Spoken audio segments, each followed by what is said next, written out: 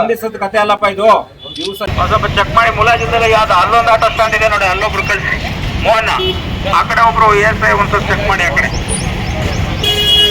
RTO ಬಂದಿದ್ದಾರೆ, ಅದ್ರ ಪ್ರಕಾರ ನೀವು ನಡ್ಕೊಬೇಕು. ಸುಮ್ಮನೆ ಇದನ್ನ ಮಾತಾಡಿದ್ರೆ ಇನ್ನೊಂದು ಮಾಡಿದ್ರೆ ನಾವು ಮತ್ತೆ ಇನ್ಶೂರೆನ್ಸು ಫಿಟ್ನೆಸ್ ಎಲ್ಲ ಸೇರಿದ್ರೆ ತೊಂದರೆ ಆಗ್ತದೆ. ನೀವು ಅಲ್ಲಿ ಹೋಗಿ ನಿಂತ್ಕೊಳ್ಳೋದು ಯಾರೋ ಬ್ರೋಕರು ಇನ್ನೊಂದು ನಿಮಗೆ ಟೈಮ್ ಹಾಳಾಗ್ತದೆ ಅಂತ ಇವತ್ತು ನಾವೇ ಇಲ್ಲಿ ಕಳಿಸ್ಬಿಟ್ಟು ನಾವೇ ಅದ್ರದ್ದು ಏನು ಪ್ರೊಸೀಜರ್ ಇದೆ, FC ಮಾಡ್ಸೋಕ್ಕೆ ಏನೇನು ದಾಖಲೆ ಬೇಕು ಇಲ್ಲೇ ಚೆಕ್ ಮಾಡಿ ಇಲ್ಲೇ ನಿಮಗೆ FC ಮಾಡಿಸಿ ಕಳಿಸ್ಕೊಡ್ತೀವಿ. ಆಗ್ಬೋದಾ? ಇನ್ಶೂರೆನ್ಸ್ ಇದ್ದರೆ ಯಾರು ಒಬ್ರು ಕರ್ಸೋಣ, ಇಲ್ಲಿ ಇನ್ಶೂರೆನ್ಸ್ ಎಲ್ಲ ಇನ್ಶೂರೆನ್ಸ್ ಮಾಡ್ಸೋಣ. ಸರ್ಕ್ಯುಲರ್ ಹಂಗೆ ಇರೋದು, ಗೌರ್ಮೆಂಟ್ ಸರ್ಕ್ಯುಲರ್ ಹಂಗೆ ಇರೋದು. ಇನ್ಶೂರೆನ್ಸ್ ನೀವು ಕೂಡ ಕಾನೂನುಬದ್ಧವಾಗಿ ನಡ್ಕೊಬೇಕು. ಸಾರ್ವಜನಿಕರಿಗೆ ಒಳ್ಳೆ ಸರ್ವಿಸ್ ಕೊಡಬೇಕು. ನಾನು ಇನ್ನೊಂದು ಮಾಡ್ತೀನಿ, ನಾಳೆಯಿಂದ ನಮ್ಮ 4 ಜನ ಪೊಲೀಸರನ್ನ ಮಫ್ತಿಲ್ ಕಳ್ತೀನಿ. ಯಾರ್ಯಾರು ಮೀಟ್ರ್ ಹಾಕೋದಿಲ್ಲ, ಮುಲಾಜಿಂದ ಮೀಟ್ರ್ ಹಾಕೋದು ಕಾನೂನು ಪ್ರಕಾರ ಬರೋ 500 ರೂಪಾಯಿ ಫೈನ್ ಅಲ್ಲ, ಪರ್ಮಿಟ್ ಕಂಡೀಷನ್ ವೈಲೇಷನ್. ನಿಮ್ಗೆ ಏನು ಪರ್ಮಿಟ್ ಕೊಟ್ಟಿದ್ದಾರಲ್ಲ ಅದನ್ನ ಮೀಟ್ರ್ ಹಾಕಬೇಕು. ಸಾರ್ವಜನಿಕರು ಏನು ಮೀಟ್ರ್ ಕೇಳ್ತಾರೆ ಅದು ಹಾಕಬೇಕು ಅಂತಲೇ ಇರೋದು. ಅದು ನೀವು ಮೀಟ್ರ್ ಹಾಕಲ್ಲ, ನೀವು ರೆಫ್ಯೂಸ್ ಮಾಡಿದ್ರೆ ಅದು ನಿಮ್ಮ ಪರ್ಮಿಟ್ ಕಂಡೀಷನ್ ವೈಲೇಷನ್ನು. ಕೋರ್ಟಿಗೆ 5,000 ತಕ್ಕ ಫೈನ್ ಇದೆ. ಮಾಡಿದೀವಾ? ನೀವು ಆಟೋದರು ಒಳ್ಳೇದಾಗಲಿ, ನೀವು ಕಲೀರಿ, ಸಾರ್ವಜನಿಕರಿಗೆ ಅನುಕೂಲ ಮಾಡಲಿ ಅಂತ ಕೇಳಿದ್ದಾಯ್ತು. ಅವಕಾಶ ಎಲ್ಲ ಕೊಟ್ಟಾಗಿದೆ. ಶಿವಮೊಗ್ಗದಲ್ಲಿ ಸಾಕಷ್ಟು ಆಟೋಗಳಿದ್ದಾವೆ. ಯಾರು ಕಾನೂನುಬದ್ಧವಾಗಿ ಓಡಿಸ್ತೀರೋ ಅವ್ರು ಅಷ್ಟೇ ಓಡಿಸಿ ಸಾಕು. ಅಷ್ಟೇ ಜನ ಸಾರ್ವಜನಿಕ ಸೇವೆ ಕೂಡ ಸಾಕಷ್ಟು ಇದ್ದಾವೆ. ಯಾರು ರೆಕಾರ್ಡ್ಸ್ ಇಲ್ಲ, ಪರ್ಮಿಟ್ ಇಲ್ಲ, ಇದು ಫಿಟ್ನೆಸ್ ಸರ್ಟಿಫಿಕೇಟ್ ಇಲ್ಲ, ಇನ್ಶೂರೆನ್ಸ್ ಇಲ್ಲ, ಇವತ್ತಿನ ಮುಲಾಜಿಲ್ದರೆ ಯಾವುದೇ ಕಾರಣಕ್ಕೂ ಅವ್ರನ್ನ ನೋಡಿ ಬಿಡೋದಿಲ್ಲ ನಾವು. ಅದನ್ನು ತಿಳ್ಕೊಳ್ಳಿ. ಇವತ್ತು ಬಂದಿದ್ದೀವಿ, ಯಾರ್ಯಾರು ಫಿಟ್ನೆಸ್ ಸರ್ಟಿಫಿಕೇಟ್ ಅದಾದಮೇಲೆ ಇಲ್ಲಿಂದ ನೀವು ಆಫೀಸ್ ಬರ್ರಿ, ನಮ್ಮ ಎದುರಿಗೆ ಹೇಳ್ತೇನೆ ನಾನು. ಅಪ್ಲಿಕೇಶನ್ ಹಾಕಿ ಸಾಹೇಬ್ರ ಕೋರ್ಟ್ ಇಲ್ಲಿಂದ ತೊಗೊಂಡೋಗಿ ಅಲ್ಲಿ FC ಮಾಡ್ತೀನಿ.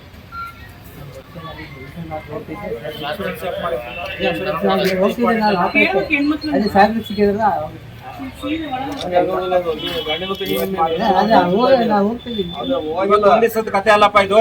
ದಿವಸ ಇನ್ಮೇಲಿಂದ ಎಲ್ಲ ಆಟೋ ಸ್ಟ್ಯಾಂಡ್ಗಳಲ್ಲಿ ಕಡ್ಡಾಯವಾಗಿ ಎಲ್ಲ ಕಡೆ ಚೆಕ್ ಮಾಡ್ತೀವಿ. ಇವಾಗ ನೀವು ಒಂದಿಸದ ಕತೆ ಅಲ್ಲಪ್ಪ ಇದು. ದಿವಸ ಸ್ವಲ್ಪ ಚೆಕ್ ಮಾಡಿ ಮುಲಾಜಿಂದಲೇ ಯಾವ್ದು ಅಲ್ಲೊಂದು ಆಟೋ ಸ್ಟ್ಯಾಂಡ್ ಇದೆ ನೋಡಿ, ಅಲ್ಲೊಬ್ರು ಕಳಿಸಿ ಮೋಹನ, ಆ ಕಡೆ ಒಬ್ರು ASI ಒಂದ್ಸಲ ಚೆಕ್ ಮಾಡಿ. ಆ ಕಡೆ RTO ಬಂದಿದ್ದಾರೆ, ಅದ್ರ ಪ್ರಕಾರ ನೀವು ನಡ್ಕೊಬೇಕು.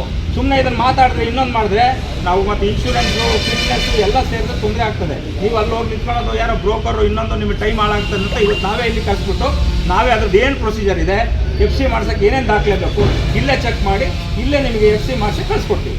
ಆಗ್ಬೋದಾ? ಇನ್ಶೂರೆನ್ಸ್ ಇದ್ದರೆ ಯಾರು ಒಬ್ರು ಕರ್ಸೋಣ, ಇಲ್ಲಿ ಇನ್ಶೂರೆನ್ಸ್ ಎಲ್ಲ ಇನ್ಶೂರೆನ್ಸ್ ಮಾಡ್ಸೋಣ. ಸರ್ಕ್ಯುಲರ್ ಹಂಗೆ ಇರೋದು, ಗೌರ್ಮೆಂಟ್ ಸರ್ಕ್ಯುಲರ್ ಹಂಗೆ ಇರೋದು. ಇನ್ಶೂರೆನ್ಸ್ ನೀವು ಕೂಡ ಕಾನೂನುಬದ್ಧವಾಗಿ ನಡ್ಕೊಬೇಕು. ಸಾರ್ವಜನಿಕರಿಗೆ ಒಳ್ಳೆ ಸರ್ವಿಸ್ ಕೊಡಬೇಕು. ನಾನು ಇನ್ನೊಂದು ಮಾಡ್ತೀನಿ, ನಾಳೆಯಿಂದ ನಮ್ಮ 4 ಜನ ಪೊಲೀಸರನ್ನ ಮಫ್ತಿಲ್ ಕಳ್ತೀನಿ. ಯಾರ್ಯಾರು ಮೀಟ್ರ್ ಹಾಕೋದಿಲ್ಲ, ಮುಲಾಜಿಂದ ಮೀಟ್ರ್ ಹಾಕೋದು ಕಾನೂನು ಪ್ರಕಾರ ಬರೋ 500 ರೂಪಾಯಿ ಫೈನ್ ಅಲ್ಲ, ಪರ್ಮಿಟ್ ಕಂಡೀಷನ್ ವೈಲೇಷನ್. ನಿಮ್ಗೆ ಏನು ಪರ್ಮಿಟ್ ಕೊಟ್ಟಿದ್ದಾರಲ್ಲ ಅದನ್ನ ಮೀಟ್ರ್ ಹಾಕಬೇಕು. ಸಾರ್ವಜನಿಕರು ಏನು ಮೀಟ್ರ್ ಕೇಳ್ತಾರೆ ಅದು ಹಾಕಬೇಕು ಅಂತಲೇ ಇರೋದು. ಅದು ನೀವು ಮೀಟ್ರ್ ಹಾಕಲ್ಲ, ನೀವು ರೆಫ್ಯೂಸ್ ಮಾಡಿದ್ರೆ ಅದು ನಿಮ್ಮ ಪರ್ಮಿಟ್ ಕಂಡೀಷನ್ ವೈಲೇಷನ್ನು. ಕೋರ್ಟಿಗೆ 5,000 ತಕ್ಕ ಫೈನ್ ಇದೆ. ಮಾಡಿದೀವಾ? ನೀವು ಆಟೋದರು ಒಳ್ಳೇದಾಗಲಿ, ನೀವು ಕಲೀರಿ, ಸಾರ್ವಜನಿಕರಿಗೆ ಅನುಕೂಲ ಮಾಡಲಿ ಅಂತ ಕೇಳಿದ್ದಾಯ್ತು. ಅವಕಾಶ ಎಲ್ಲ ಕೊಟ್ಟಾಗಿದೆ. ಶಿವಮೊಗ್ಗದಲ್ಲಿ ಸಾಕಷ್ಟು ಆಟೋಗಳಿದ್ದಾವೆ. ಯಾರು ಕಾನೂನುಬದ್ಧವಾಗಿ ಓಡಿಸ್ತೀರೋ ಅವ್ರು ಅಷ್ಟೇ ಓಡಿಸಿ ಸಾಕು. ಅಷ್ಟೇ ಜನ ಸಾರ್ವಜನಿಕ ಸೇವೆ ಕೂಡ ಸಾಕಷ್ಟು ಇದ್ದಾವೆ. ಯಾರು ರೆಕಾರ್ಡ್ಸ್ ಇಲ್ಲ, ಪರ್ಮಿಟ್ ಇಲ್ಲ, ಇದು ಫಿಟ್ನೆಸ್ ಸರ್ಟಿಫಿಕೇಟ್ ಇಲ್ಲ, ಇನ್ಶೂರೆನ್ಸ್ ಇಲ್ಲ, ಇವತ್ತಿನ ಮುಲಾಜಿಲ್ದರೆ ಯಾವುದೇ ಕಾರಣಕ್ಕೂ ಅವ್ರನ್ನ ನೋಡಿ ಬಿಡೋದಿಲ್ಲ ನಾವು. ಅದನ್ನು ತಿಳ್ಕೊಳ್ಳಿ. ಇವತ್ತು ಬಂದಿದ್ದೀವಿ, ಯಾರ್ಯಾರು ಫಿಟ್ನೆಸ್ ಸರ್ಟಿಫಿಕೇಟ್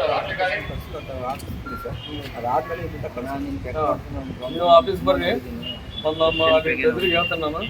ಅಪ್ಲಿಕೇಶನ್ ಹಾಕಿ ಸಾಹೇಬ್ರ ಕೋರ್ಟ್ ಇಲ್ಲಿಂದ ತೊಗೊಂಡೋಗಿ ಅಲ್ಲಿ FC ಮಾಡ್ತೀನಿ.